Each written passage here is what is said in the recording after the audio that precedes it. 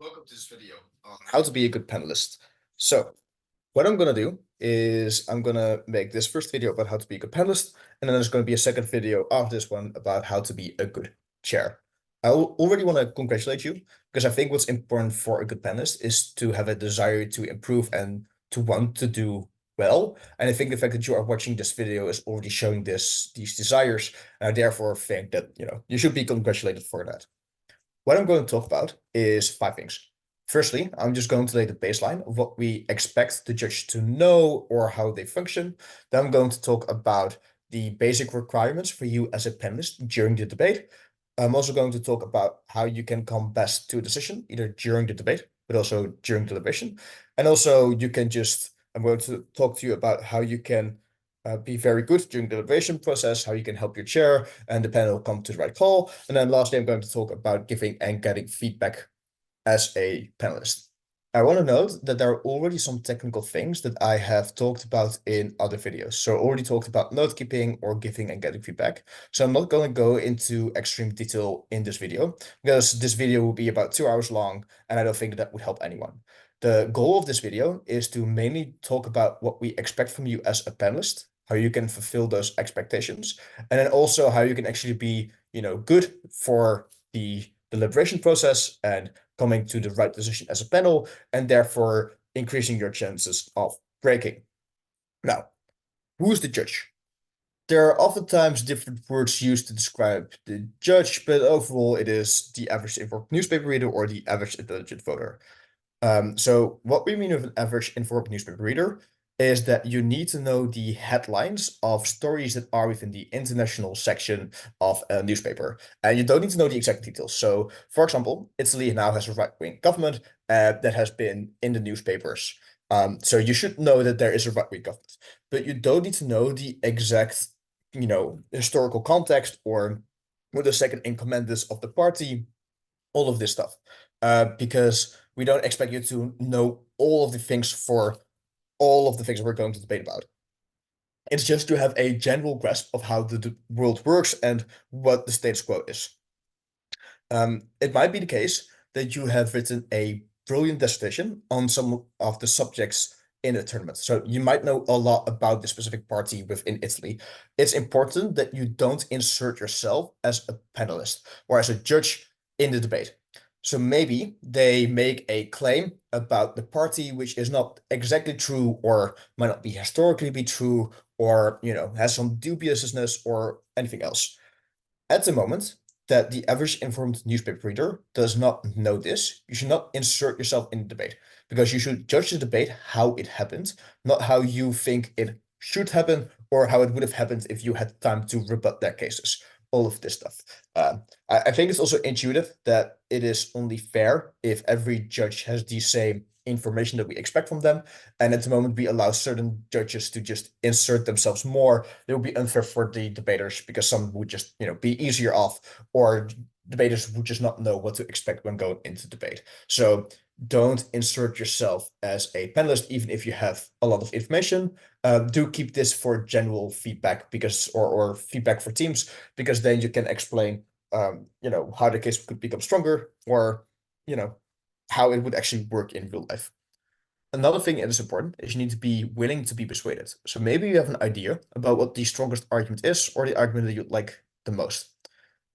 However, if a team does not bring that argument, that doesn't mean that you think that they always should be weaker, because it might be possible for an argument to be maybe counterintuitive or maybe be an argument that you don't necessarily like, but it is proven to be true and important, and therefore it can still win the debate. So don't hold grudges, for example, against principle or moral arguments. If they're explained to be true and explain why we should care about morals or this specific moral, then it is possible for this moral argument to win the debate. Now, what do I mean with being an average intelligent voter? Overall, you should be able to follow complex arguments. So a lot of debaters might talk about very specific things such as inflations or currency exchange and all of this stuff. Again, we don't expect you to know exactly how currency exchange works without an explanation from the debaters. But at the moment the debaters have explained to you how currency exchanges work and how this motion affects them, you should be able to follow them.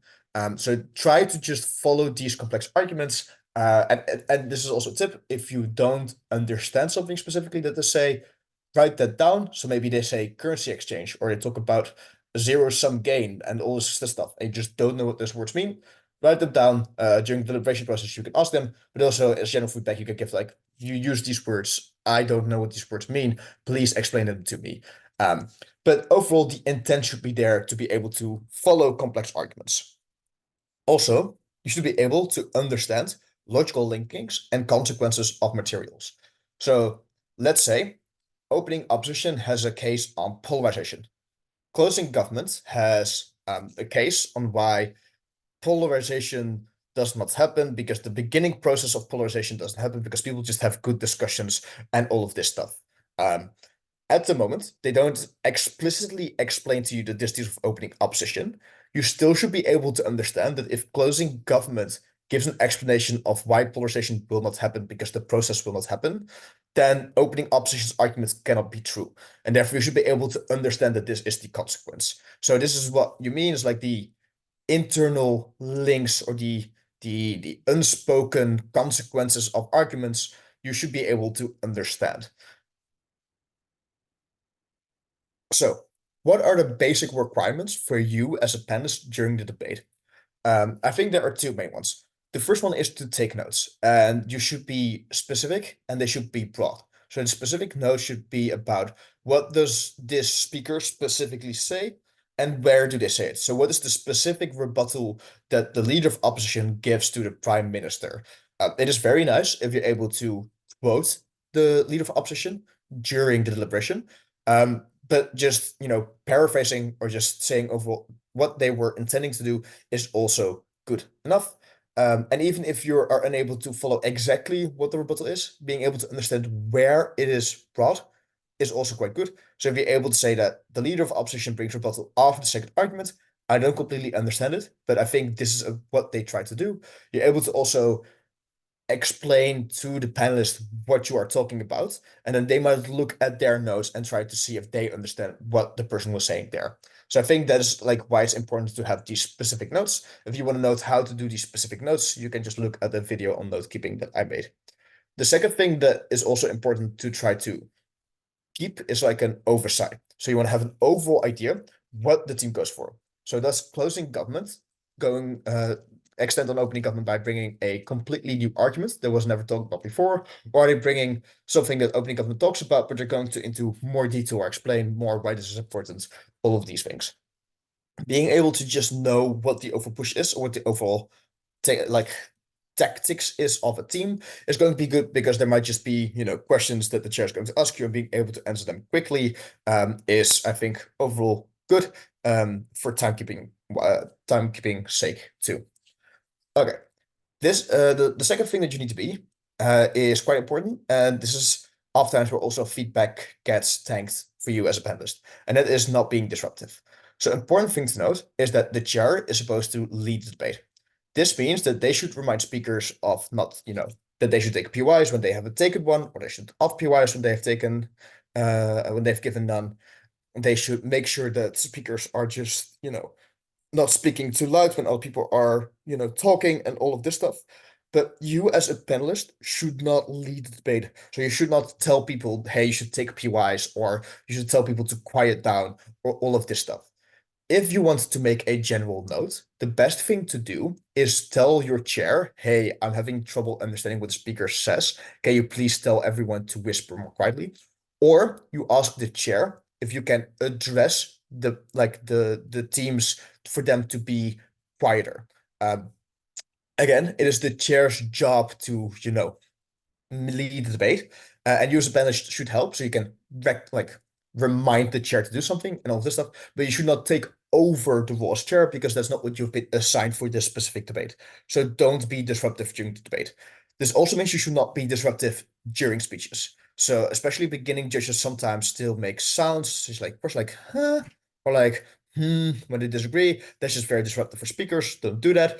But also don't remind them during the debate that they should take PYs, or tell people to like quiet down or anything else. Just try to not be interruptive of speeches in general. A slight extension on this is the way that you make faces. So maybe you don't understand something, and doing a questioning phase is going to be distracting for the person, and therefore just make it even worse. Or you might feel like an argument is not strong, and therefore you not know because you disagree. Again, this is not very nice for a speaker, because then they see that you're not taking something, and that's just not very nice, and might just drop their confidence. They might be a novice, or they might just be someone insecure about the arguments, or they're just in a very good room suddenly. So just trying to be understanding and not trying to make them feel less comfortable by making faces and nodding no is something that is important. As a panelist, if you are going to make faces, such as nodding yes for understanding or agreeing or anything else, they should be positive, but also they should apply to all debaters. So even if you feel like one of the speakers is weak or doesn't make any sense or anything else, you should still nod yes to them if you've nodded for every other speaker, because I think this is just the courteous and respectful thing to do. Again, it could be a novice which has never spoken in a really good room and suddenly needs to explain things that they don't understand, and then them seeing that you nod for everyone else except for them is just going to dissuade them from debating, is going to make them feel less comfortable, all of these things. So try to be nice and just either don't make these faces, or when you do, make them positively and do them for everyone. Now, there are also extra points that you can do as a panelist. These are things such as timekeeping and noting on your sheet when POIs are taken and given. So for timekeeping, the chair might ask you to slap on the table on minute 1 and 6 for protected time, and 7 to denote the end of the speech, and 7:15 to denote when we're stopped writing. Um, and for POIs taken and given, this looks like writing on your sheet when a POI was given or offered, to kind of know the interaction between teams. So during deliberation, when the chair might ask for you, how does closing opposition react to opening government, you can point out, oh, closing opposition offered 4 POIs at these times, and they were never taken by opening government. So engagement wise, they OG could have reacted to closing opposition in this way, but they didn't do this. All of this stuff. Why do I think that these are extra points? Because I don't think these are the most important things that you should do as a panelist.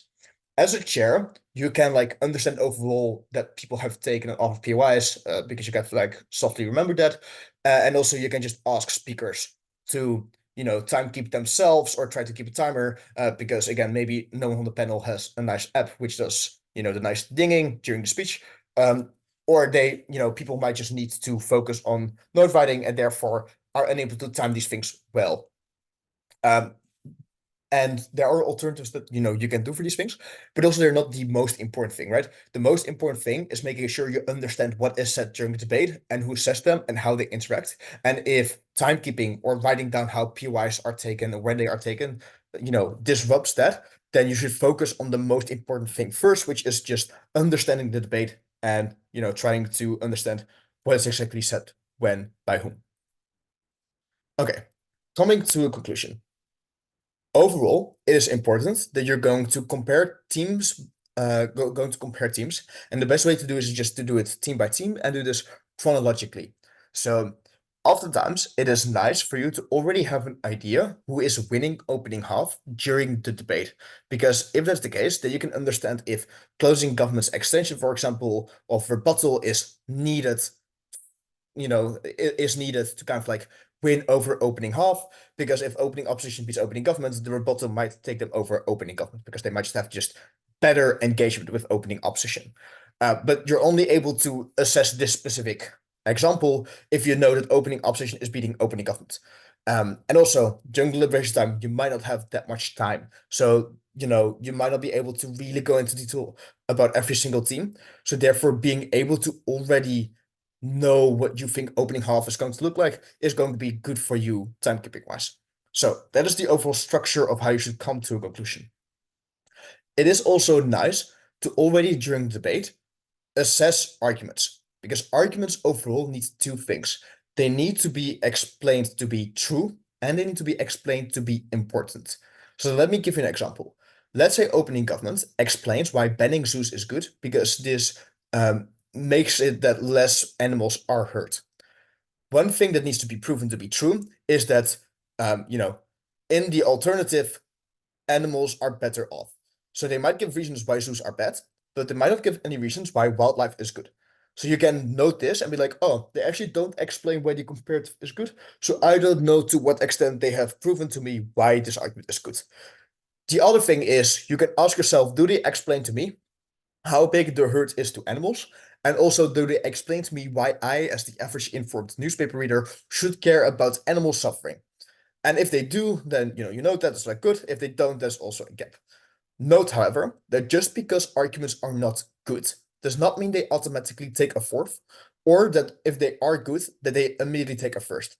Because it is possible that no team explains why something is important, and therefore it is possible for a team that doesn't explain why something is important to still win the debate. But I think it is good to already assess what you think is the strength of a case where you're going to compare teams, because then if there is a lack of explicit responses, you're able to understand how much you would credit one team over another team. Now, what should you then do once you have assessed what the strength is of a team? Then you compare it to another team. And the way to keep oversight in this comparison is just ask yourself what is overall the gist that these teams go for. So these are just like two-liners or like one-liners of each argument. And then you just explain and think about, what do I think the explicit engagement is between these teams? So if I think that there's explicit rebuttal, do I think that it takes down the argument? So if opening opposition points out that opening government does not explain why wildlife is actually good for these animals, and we never get a response to this, I think that opening opposition rebuttal is quite strong, and that might then mean why their argument on people feel happy when they see animals in zoos, and therefore we should have zoos, might be an argument that I think is good. Also, you can say, ask yourself, is explicit weighing given? If then the DLO in this specific example also says this is about a lot of people who get really happy uniquely by seeing all of these animals, and then really goes into depth in explaining why it's nice to see animals and how you can only do that in zoos, then I can use this explicit weighing. Again, it is nice to use this explicit weighing because then you're not inserting yourself in the debate and you're judging yourself as the debate has happened. Sometimes it might be confusing to you, right? Because sometimes maybe teams haven't all proven why something is true, why something is important. So in the case that something is not explicit, then or you are insecure in how this, how teams are actually able to prove, or how they proved why something is true important, you have to ask yourself, what do I not know? Do I not know why the argument is true, or do I just not know why the comparative about the wildlife is actually good? Then you ask yourself, if I would know if they have given this argument, like, they have proven this, would I then still sway in favor or against the team? I think that this is important because sometimes it's just very hard to come to a conclusion in a specific clash. So again, maybe opening half. I think being able to point out why you think that this is, very close, or why you are uncertain, and explaining how you would lean if someone might be able to show, um, if a team has proven something, how you then would weigh the teams against each other, I think is going to be very good for the deliberation process, because this sets out a goal of what we are going to do during the deliberation process. We're going to look if opening government has proven this. And if they've proven it, we also know immediately conclusion. So we don't need to go another round of asking questions what people think then would happen if we have now seen what opening government has actually proven. I hope that that is clear. This is the ways you can come to a conclusion, or at least come to a partial conclusion. And it's important to highlight that, again, this should already start during the debate. During the debate, you should already feel like, oh, I feel like closing government is not new enough compared to opening government. And then you should already have this idea. And then during deliberation time, you have a bit more time to maybe see closer comparisons. And I think that you can also take times in between speeches to write these questions down, to write down comparisons, or to think about what you would need to hear from teams to understand why they would weigh above another team. Now, the deliberation process. I want to give you two keynotes. One, you should try to be honest, and two, you should try to be proactive. So what I mean with be honest is, let's say you don't know how opening half goes, or you don't have a complete initial call. Don't make up an initial call. Don't be like, oh, I'll just give it to opening up with opening opposition. Be like, I don't know exactly what opening half does. I think that is a bit close, but I think closing government is below opening half, something along those lines. Um, and also you should be proactive. And with that, I mean is when, for example, you're like, oh, I think that this team might lose under that team, but I would be willing to be convinced if, someone's able to point out to me, if they do any explicit weighing, for example. So what does then the delivery process look like? So at the moment you're going to give your initial call, so your initial rankings of team. What you should do is you should highlight close calls. So even if you believe that opening government beats opening opposition, but you think it's really close, explaining that you think this is close is good, because then the chair sees where you might be able to be convinced, but also they know how you assess arguments, how strong they are, all of these things. If you are uncertain, like I said, you should say if where you are uncertain. And being proactive again means that you highlight where you might see general problems. So if you say the general problem I had with this debate is that no one explains all the difficult economic terms, then I think that that already explains to the chair how they should go about the deliberation process, because then they can explain that one case is better than other case by explaining why most likely these terms are not as difficult or are more easy to understand for the average informed newspaper reader than the other terms or other arguments made by other teams. So that is why it is important to do these things when you're going to give an initial call. Another thing is the chair is going to ask you questions. It is important that you answer only the specific question that they give you. So let's say you have opening teams and they ask you, how do you think opening government beats opening opposition? You should not bring in new teams like closing government or closing opposition. So you say like, oh, opening opposition beats opening government because they had good rebuttal, which is also why I think closing government beats opening government, because closing government has better rebuttal to the rebuttal of opening opposition. That does not matter, because the chair specifically asks you to do one comparison, and it is for time reasons and making the discussion neat. Very nice if people just talk about the only specific teams that the chair is talking about.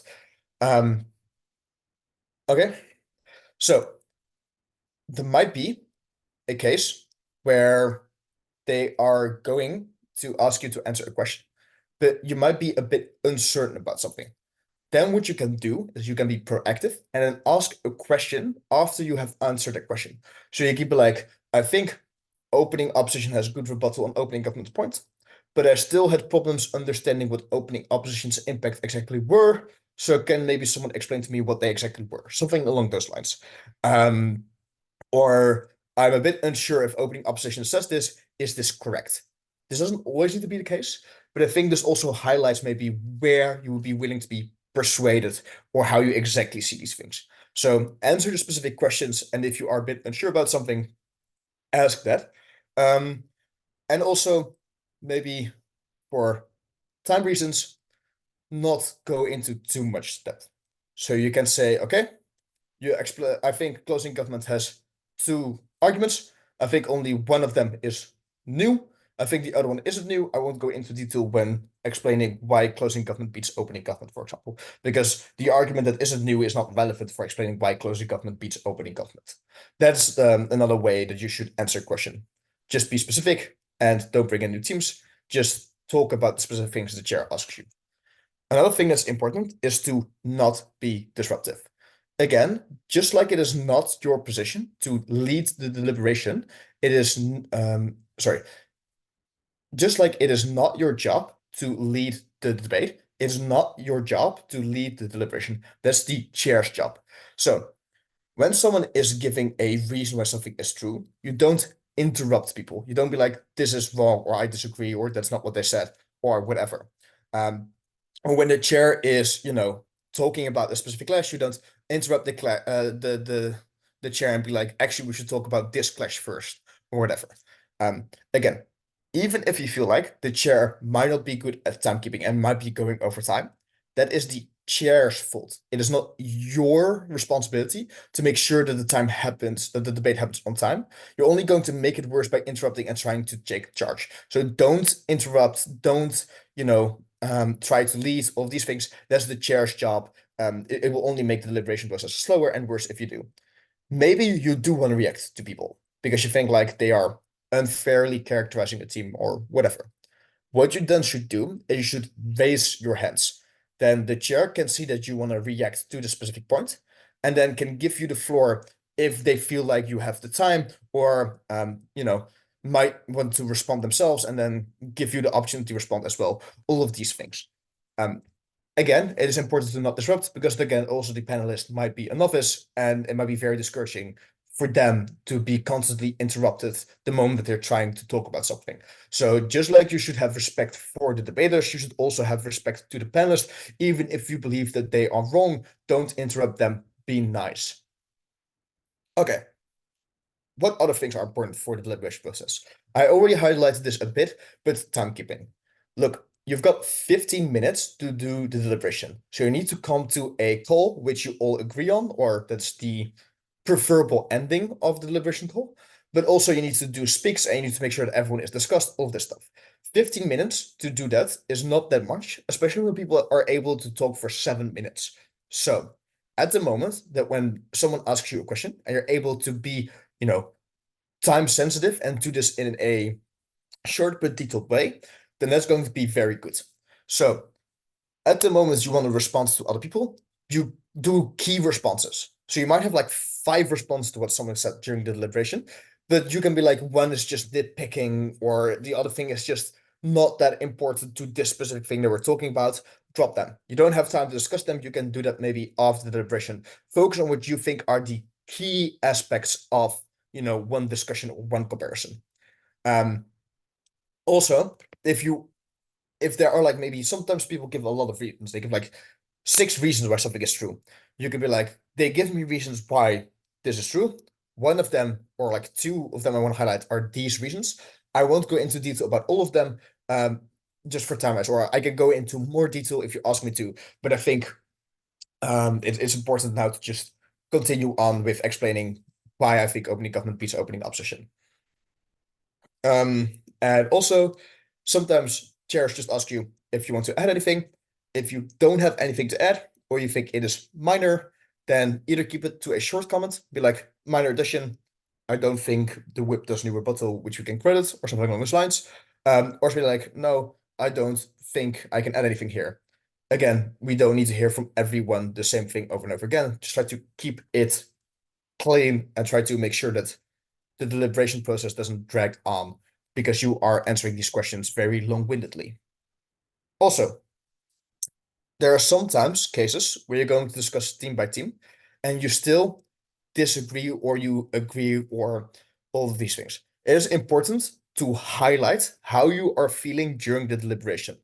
So if you already agreed to something and someone maybe gives reasons, you can just be like, not yes, or you can just say like, raise your hand and be like, okay, I agree with this, um, and continue.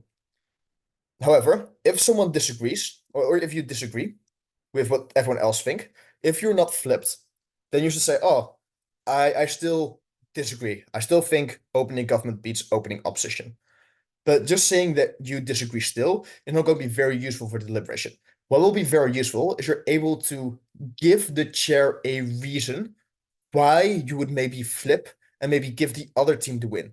So you can say, but if someone is able to explain to me how this impacts, like defeats this big impact, which is weighed for these and these reasons, I will be willing to flip. Because now you're giving a steering question or a steering comment, which explains how you could be flipped, which is making the deliberation quicker and more useful. And that's very good. If you are flipped, so someone gives reasons and like, oh, actually, I think opening opposition beats opening government because they gave this response, which then destroys their case for all this stuff. You can then say after that response, yeah, I flipped. And because I now believe that opening opposition beats opening government, I also believe closing government beats opening government. Or you could say, I flipped because I didn't see a rebuttal. Now I see the rebuttal in my speech, in my notes, and therefore I am willing to flip against this team. I think, again, this is important because just flipping doesn't show the chair why you flipped or how this might affect future calls. So being able to point that out will be very useful, not only for time-wise, but also to just create clarity during the deliberation process. So overall, those are the things you can do during the deliberation process to be quite useful as a panelist. Now, the last thing, giving and getting feedback. So at the moment you're going to want to get feedback from the chair, then what you should do is ask for that feedback, but then also ask, can I get that after the speakers? The reason is that you as a panelist have time during the prep time to talk to the chair to ask for any feedback. Well, the speakers don't because they need to prepare for the next debate. So this is again just a courteous thing to do. Ask for feedback of the speakers. Again, if no one comes to the chair for some reason, then of course you can ask for feedback, but also, be understanding that maybe speakers have just a higher priority because it's more time sensitive. Also, it is just very good to ask specific questions. So it's not just, oh, how did I do as a panelist, but ask, how did I do with my timekeeping? Was I succinct enough? Did my responses make sense? Do you think I was able to track the debate well? All of these things. And then ask if they have any tips for these things. And then, try to implement them the next debate. And then ask the next chair, hey, did I improve? Like, did I have good tracking? All of this stuff. So you can see if the changes helped and all of these things. So be specific in your questions, and this will help you, make sure you improve as a panelist. Another thing you can do is give feedback. So sometimes teams will come to you and ask for your feedback. And I think what the best thing to do is highlight things that were not done during the OA, but that were maybe highlighted during the deliberation, or haven't been able to be discussed during deliberation, so therefore the chair might not be able to give that feedback. So if no time during deliberation or the OA it was explained that people use too many difficult words that you don't understand, then just highlighting this can be useful to these teams because it is feedback that only you as a panelist can give because the chair doesn't know that you think that way, or it wasn't in the OA. So just in economics terms, use your comparative advantage. Use what you can uniquely add as a panelist compared to other people. Another thing is try to be quick. Most of the time, speakers want to have the main feedback from the chair because they believe that the chair just, has more knowledge than you, or just sees the debate very explicitly because they also understand how to see the debate because they gave the away. So just being able to be just like, okay, overall, I think you have a good structure, but you should do more impacting or should bring more clarity of these things. It's just good. And if you have some ideas on how they can do it, then that's also great. But try to not take in too much time because they also want to go and ask other maybe panelists or other chairs or the chair how they can improve and all this stuff. So, like I said, the next video is going to be on how to be a good chair. I hope to see you guys there, and I hope that this was clear. If you have any specific questions or you want me to explain something specific about debating or judging, just put it in the comments and I'll see it there, and then see you in the next video.